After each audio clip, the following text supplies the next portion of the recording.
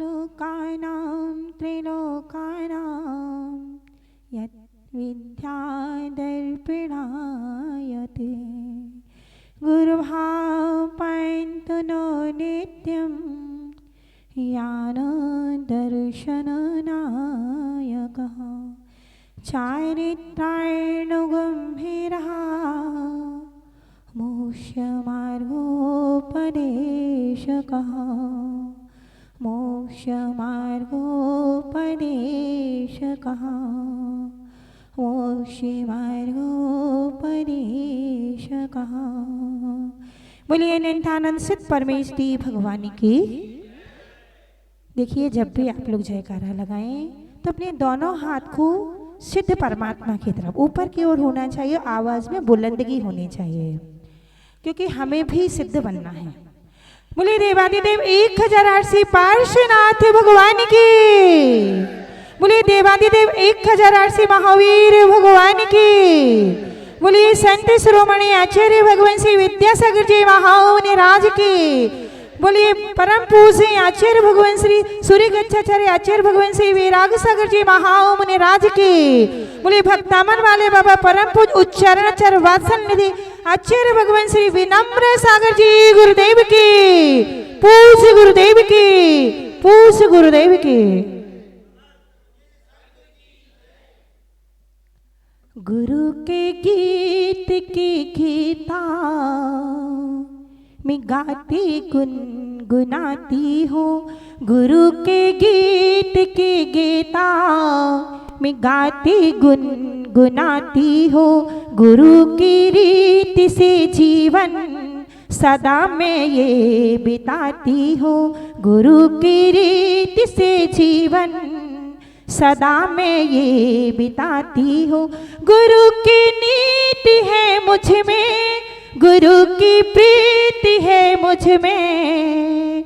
गुरु की नीति है मुझ में, गुरु की प्रीति है मुझ में। गुरु की प्रीति का प्याला मैं पीती और पिलाती हूँ।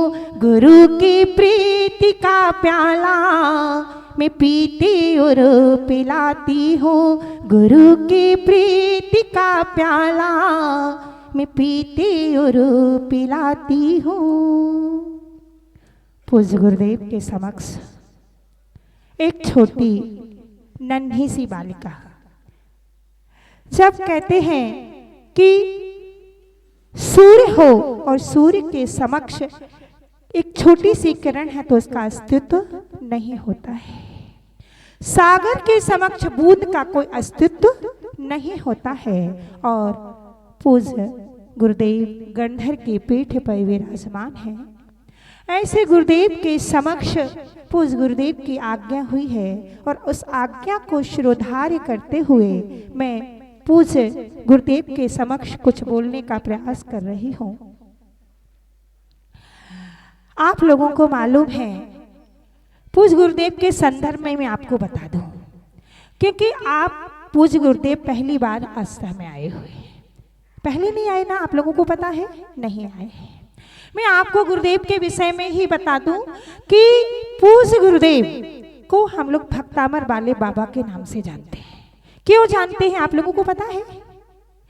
क्योंकि पूज्य गुरुदेव ने जब 92 में दीक्षा ली और दीक्षा के पश्चात पूज्य गुरुदेव आचार्य विराग सागर अपने गुरुदेव के पास ज्यादा समय नहीं रहे। क्यों नहीं रहे?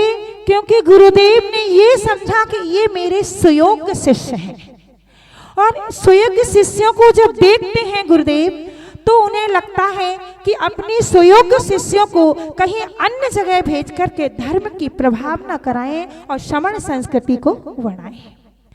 तो पूज्य गुरुदेव जब 92 और 92 में तो दीक्षा ही हुई द्रोणगिरी में, और 93 में पूज्य गुरुदेव श्रेयांसगिरी में रहे और श्रेयांसगिरी के पश्चात जब पूज्य गुरुदेव का 94 में पूज्य गुरुदेव बीना में थे और बीना की समाज का भी बहुत मन था कि आचार्य भगवान का चातुर्मास हमारे यहाँ हो, और सागर के को भी ये लगता था कि हम आचार्य भगवान का चातुर्मास हमारे यहाँ, दोनों ही नहीं मान रहे थे। तो आचार्य श्री ने आज ऐलक श्री, जब ऐलक जी थे, ऐलक विनम्र सागर जी महाराज और मुनि श्री निर्णय सागर जी महाराज, तो उस समय पहला संघ अपने, कहना चाहिए कि पिताजी अपने बच्चों को अलग नहीं करते हैं, पिताजी अपने बच्चों को अलग नहीं करते हैं, लेकिन जब धर्म की प्रभावना हो और धर्म की प्रभावना हेतु के लिए बाहर भेज दिया करते हैं।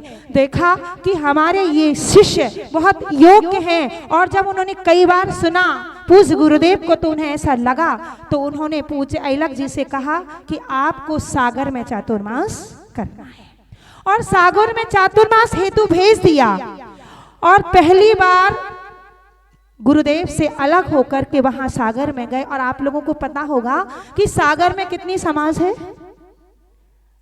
ये आस्था में तो समझिए 10% भी नहीं है, उसके आगे एक मोहल्ला है, क्योंकि कहते हैं जबलपुर, सागर और ललितपुर और भिंड जहां के पूज्य गुरुदेव हैं, भिंड में लगभग 40,000 समाज है जैन समाज की, और ललितपुर में भी उतनी ही समाज है, और इससे ज्यादा सागर में है और जबलपुर में है। तो मैं सागर की बात कर रही हूँ कि सागर में पूज्य गुरुदेव का जब मोराजी में चातुर्मास हुआ, और मोराजी में चातुर्मास हुआ, चातुर्मास में पूज्य गुरुदेव ने पूजन शिविर लगाया। ऐलक अवस्था की बात कर रही हूँ, तो आचार्य अवस्था में है। ऐलक अवस्था में जब पूजन शिविर लगाया, और आचार्य श्री का दिमाग इंजीनियर है, कहते हैं ना आजकल के इंजीनियर तो चलो बहुत बड़ी बात है क्योंकि वो पढ़ाई करते हैं, पर पूज्य गुरुदेव ने पढ़ाई की। आप लोगों को पढ़ाई के बारे में भी बता दूं कि पूज्य गुरुदेव ने एमकॉम किया। कब किया? कब किया? मुझे सन याद नहीं आ रहा है, ये समझो 80 के अबव किया होगा, 86 में किया आचार्य श्री ने एमकॉम। और एमकॉम में भी उस समय एमकॉम में अगर सेकंड डिवीजन आ जाती थी तो बहुत गुड सेकंड, तो बहुत ज्यादा मानते थे, बहुत होशियार बच्चा है। क्योंकि हम लोगों की अभी संस्कृत में अथवा इंग्लिश में किसी के गुड सेकंड के नंबर आ जाते थे, बहुत होशियार मानते थे। पूज्य गुरुदेव को मालूम है आप लोगों को, पूज्य गुरुदेव प्रतिदिन भगवान की भक्ति करते थे, अभिषेक करते थे, पूजन करते थे। इस कारण से पूज्य गुरुदेव को क्या किया था? टॉप किया था। ग्वालियर यूनिवर्सिटी से पढ़ाई की और एमकॉम में टॉप किया था, गोल्ड मेडलिस्ट मेडल प्राप्त किया था। ऐसे पूज्य गुरुदेव ने शिक्षा को प्राप्त किया, और जब शिक्षा प्राप्त की तो वहां के अध्यापकों ने, प्रिंसिपल ने कहा कि ये सुयोग्य, ये बच्चा होशियार है, तो इसको यहीं पर कॉलेज में सर्विस। तो 8 वर्ष पूज्य गुरुदेव ने सर्विस की, नौकरी की। और जिस समय उनको वैराग हुआ, पूज्य आचार्य विनम्र ब्राग सागर जी गुरुदेव भिंड नगर में पहुंचे और वैराग हुआ, तो मैं आपको एक बात बताऊं कि पूज्य गुरुदेव जो 8 वर्ष सर्विस की थी, और जब वैराग हुआ तो 8 वर्ष की जो पे थी वो पे भी लेने को नहीं गए। क्यों? जब कहा, उनके पिताजी ने कहा कि भैया अब तुम तो जा रहे हो, कम से कम हम लोगों के लिए तो छोड़ जाओ। तो पता क्या कहा कि जब हम छोड़ ही रहे हैं तो लेना क्या? जब हमें त्याग ही करना है, जब हमें निर्मोही बनना है, तो उससे मोह क्यों, और हम तुम्हें क्यों दें? तो पूज्य गुरुदेव वहां इस कॉलेज भी नहीं गए और सब कुछ वहीं पर छोड़कर आ गए। ऐसे पूज्य गुरुदेव ने वहां से द्रोणगिरी में दीक्षा लेकर सागर की बात कर रहे थे कि सागर में पूजन शिविर लगाया। उस पूजन शिविर में प्रतिदिन आचार्य श्री बोलते हैं, मुझे तो नहीं पता, मैंने देखा भी नहीं है, पर सागर में जब गए थे तो वहां के लोगों ने कहा था, अभी जब हम लोग 24 में कि गर्मियों में अभी वहीं से होकर के आए हैं भोपाल के चातुर्मास के पहले, तो वहां के लोग 30 साल पुरानी बात भी कह रहे थे कि ऐलक जी ने इस प्रकार से शिविर लगाया था, और वहां अभी भी वैसी ही पूजन करते हैं लोग। तो आचार्य श्री बताते हैं, वहां के लोग बताते हैं, प्रतिदिन वहां पूजन शिविर में देखने के लिए 5000 लोग आया करते थे। क्योंकि जो पांडुक शिला बनती थी और आचार्य श्री का जो इंजीनियर दिमाग था, उस इंजीनियर दिमाग से उन्होंने जो पांडुक शिला के पीछे भामंडल हुआ करता है वो घूमता हुआ था, और पांडुक शिला का जो कमल हुआ करता है, जिस कमल पर भगवान को विराजमान किया जाता है, उस वो कमल भी घूमता हुआ रहता है। उसे देखने के लिए और पूज्य गुरुदेव की वाणी को सुनने के लिए पूरे सागर से लोग आया करते थे। और वो पूजन शिविर की इतनी प्रभावना हुई उस समय कि पूज्य आचार्य विराग सागर जी गुरुदेव के समक्ष जब उनके सानिध्य में कल्पद्रुम विधान का सहयोग बना, तो जब उनकी आगवानी की गई तो आचार्य श्री बताते हैं और वहां के सागर के लोग बताते हैं, उस आगवानी में 1 लाख लोग मौजूद थे। 1 लाख लोग मौजूद थे। तो आप लोगों से भी यही कहना है कि पूज्य गुरुदेव को पूजन सम्राट के नाम से जानते हैं, क्योंकि पूजन के स्पेशलिस्ट हैं। अभी अध्यक्ष जी हम लोगों के पास आए थे तो ऐसी चर्चा चल रही थी कि विधान किया जाए कि पूजन शिविर किया जाए, क्योंकि पूजन के स्पेशलिस्ट हैं आचार्य श्री कि पूजन तो सब करते हैं, अभिषेक सब करते हैं, शांति धारा सब करते हैं, लेकिन ABCD मालूम नहीं होती है कि कहाँ से कैसे क्या करना चाहिए। और पूज्य गुरुदेव शुरू से लेकर एंड तक बताते हैं कि चंदन क्यों चढ़ाना चाहिए, जल क्यों चढ़ाना चाहिए, और अभिषेक क्यों करना चाहिए, कैसे करना चाहिए, पांडुक शिला पर ही क्यों करना चाहिए। ये सारी चीजें पूज्य गुरुदेव आप लोगों को बतलाते हैं।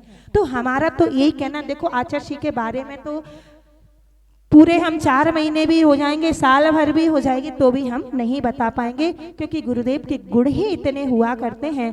तो आप लोगों को एक बार इतना बताना चाहती हूँ कि आप लोगों को अवसर मिला है, ऐसा नहीं हो कि अवसर अपन चूक जाएं। क्योंकि जब हम लोग सीहोर में थे और सीहोर में थोड़ा सा हम लोगों ने लोगों से कहा कि पूज्य गुरुदेव अगर रुकेंगे तो आप लोग विधान करेंगे तो रुकेंगे, वरना नहीं रुकेंगे। और वहां पर 2 दिन बाद सहस नाम की धारा हुई, सहस नाम की 1008 मंत्रों से धारा हुई, और धारा में इतनी वो कम से कम 20 नाम चाहिए थे, 40-50 नाम आ गए। और वहां के लोगों को ऐसा लगा कि बात तो बहुत बड़ी है, पूज्य गुरुदेव जो कहा करते वो हो जाता है। तब उन लोगों को लगा कि हमें कुछ ना कुछ करना चाहिए, लेकिन उसके पहले ही डिसीजन हो चुका था कि बिहार करना है। तो डिसीजन ना हो इसके पहले ही आप लोग डिसीजन कर लीजिए, जिससे कि आचार्य श्री के कदम आगे ना बढ़ पाए, क्योंकि ये तो बहता हुआ पानी है, और बहता हुआ पानी तो हमेशा बहता ही रहता है। अगर आप लोगों की भक्ति और श्रद्धा नहीं जगी, आस्था में रह करके आस्था नहीं जगी। वैसे आस्था के लोगों की आस्था बहुत है। हम लोग जब शंकराचार्य में थे तो बहुत नाम सुना था कि आस्था में तो बहुत गुरु भक्ति है, बहुत भगवान की भक्ति करते हैं, ऐसा सुना था। और आए तो भी ऐसा लगा। और आस्था में क्यों है पता है, हम ये सोच रहे थे, समय बहुत हो गया है, समाप्ति भी करना है, कुछ गुरुदेव को सुनना है, बस थोड़ी सी बात के। तो आस्था में आस्था क्यों है, क्योंकि जिसकी देव शास्त्र गुरु के प्रति आस्था होगी वही तो अष्ट कर्मों का नष्ट करेंगे, इसलिए आस्था नाम है।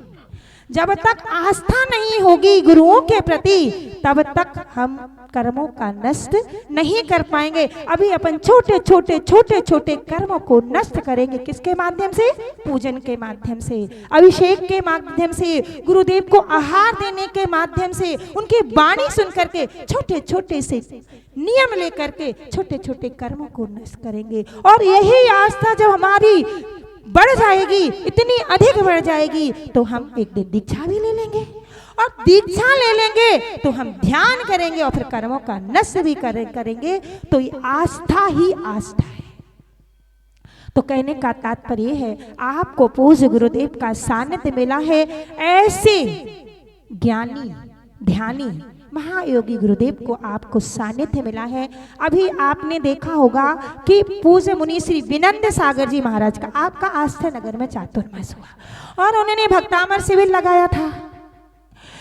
कहते हैं कि एक बूंद, सागर की बहुत सी बूंद हुआ करती हैं, सूर्य में बहुत सी किरण हुआ करती हैं। एक किरण आकर के आस्था में उजाला किया और साक्षात ये सूर्य ही आपके समक्ष विराजमान हो चुका है। जब सूर्य आपके समक्ष विराजमान हो गया तो आप विचार कीजिए ये सूर्य आपको क्या क्या नहीं दे सकता है, यानी सब कुछ दे सकता है। जब एक सूर्य ने, हम लोग सुनते थे महाराज विधान करवा रहे हैं, विधान महाराज शिविर लगा रहे हैं, बहुत लोगों की भक्ति जुड़ रही है, तो हम लोग सुनते थे। तो अब तो सूर्य ही आ गया है। तो आप लोगों से अंत में यही कहना है, अवसर मिला है, अवसर को चूकिए मत, अवसर को बना करके रखिए, अवसर को आगे बढ़ा करके रखिए। तो आप लोग भी अवसर को पा करके, गुरुदेव की सन्निधि को पा करके आप लोग की आस्था बढ़ेगी और आप लोग भी अपने जीवन को सुंदर बनाएंगे। कहा है, a good way has a good and, a bad way has a bad and. A good way, अच्छे का फल अच्छा हुआ करता है और बुरे का फल बुरा हुआ करता है। इसलिए अच्छा कीजिए, अच्छा करेंगे तो सब कुछ अच्छा होगा। शुरुआत अच्छी होगी तो अंत भी हमारा बहुत अच्छा होगा। इसलिए हम लोग अच्छा करें, गुरुदेव की सेवा करते रहें, इसी भावना के साथ बोलिए परम पूज्य आचार्य भगवान श्री विनम्र सागर जी गुरुदेव की जय।